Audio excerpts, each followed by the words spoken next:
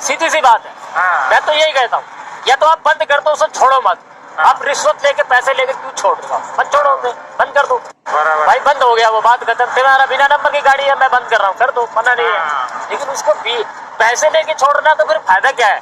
Rickshaw लेके एक patient को लेके मुरथल से जैसे मैं पेशेंट को छोड़ के आ रहा था, आरटीओ वालों ने मेरा चालान काट दिया और मेरी रिक्शा मुरथल ट्रेनिंग सेंटर जो है अपना उसके अंदर खड़ी करा दी और मेरे को बोला लॉकडाउन के बाद अपना चालान भर के रिक्शा ले जाना। रिक्शा से सामान चोरी हो गया। साहब से मेरी बात हुई, एसपी साहब ने बोला कि हमारी कोई जिम्मेदारी नहीं है, आरटीओ में जाओ। मैं आरटीओ ऑफिसर राजेश जी से मिला। राजेश जी ने मेरे को बोला भाई हमारे को एप्लीकेशन लिख के दो, हम कार्रवाई करेंगे, लेकिन उन्होंने भी कोई कार्रवाई नहीं करी। वहाँ पे गया मुरथल ट्रेनिंग सेंटर, तो मेरे से पर डे 120 रुपये के हिसाब से पार्किंग चार्ज मांग रहे हैं। मैं गरीब आदमी हूँ, 120 रुपये पर डे के हिसाब से आप जोड़ सकते हो, 7 से 8 हज़ार रुपये बैठ जाएंगे। अभी तक मेरी रिक्शा नहीं आई। 5,000 का चालान हो गया, 13,000 हो गए, 6-7 हज़ार रुपये का मेरा नुकसान भी हो गया, 20-22 हज़ार हो गए। 2 महीने से लॉकडाउन चल रहा है, मैं अपने घर में खाली हूँ, जैसे भी अपना टाइम काट रहा हूँ भूखा प्यासा। लेकिन एक गरीब आदमी कब तक मरेगा, कब तक करेगा, कहाँ जाएगा? ना तो कोई सरकार सुनने के लिए तैयार है, ना कोई प्रशासन सुनने के लिए तैयार है। मैं क्या करूँ? मेरी सरकार से और प्रशासन से हाथ जोड़ के विनती है, या तो मेरी समस्या का समाधान करे, नहीं तो मैं कल से धरने पे बैठूँगा और डीसी ऑफिस के सामने ही बैठूँगा और वहीं पे मरूंगा। नमस्कार, हिंद केसरी में एक बार फिर से आपका स्वागत है। जैसे कि आपको पता है कि हम कोरोना संकट के दौरान लगातार एक ग्राउंड रिपोर्ट की सीरीज चला रहे हैं, जिसके तहत तरह तरह की ग्राउंड से रिपोर्टें की जा रही है कि कोरोना संकट के दौरान प्रशासन का क्या व्यवहार रहा है या फिर सरकारों का कैसा रुख रहा है, उसको हम लगातार दिखाते आए हैं। जैसे कि आपने देखा ही होगा कि पिछले दिनों काफ़ी ज़्यादा परेशानियों का सामना करना पड़ा है आम जन को। उसी के तहत एक और घटना देखने को मिली है हरियाणा के सोनीपत ज़िला से। सोनीपत के ही रहने वाले हैं एक हमारे रिक्शा चालक। उनको पिछले दिनों क्या किया गया है कि पुलिस द्वारा उनकी रिक्शा को जब्त कर लिया गया है और साथ ही उनका चालान काटा गया है। ये काफ़ी संकट भरा दौर है और उस समय उनका 5500 रुपये का चालान काटा गया है, जो उनके लिए भरना काफ़ी ही मुश्किल हो रहा है। तो इसको लेकर हमारी एक रिपोर्ट है। क्यों बैठे हो धरने पे?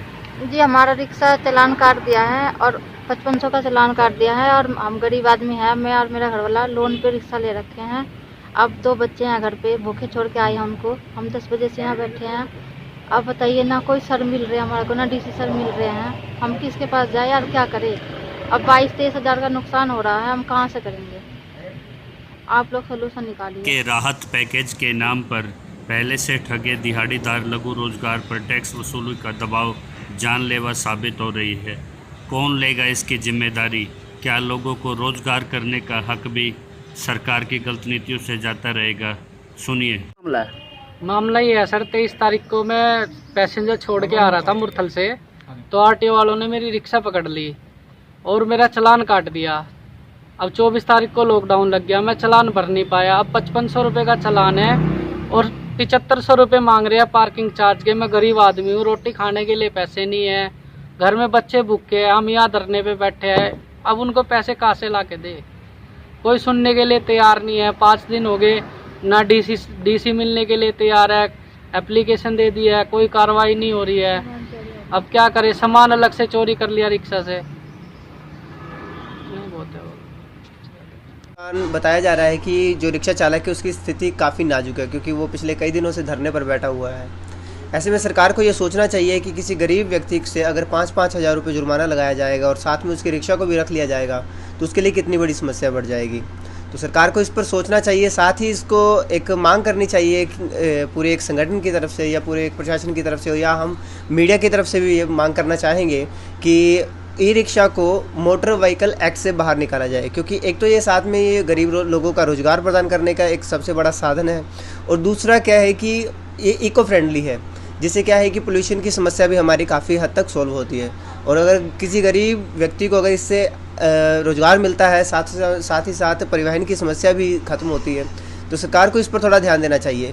प्रशासन को इस कार्रवाई को अपने तरफ से वापस लेना चाहिए और ये हमारी मांग रहेगी, और ज़रूरी है कि इसको जल्द से जल्द इसका निपटारा किया जाए।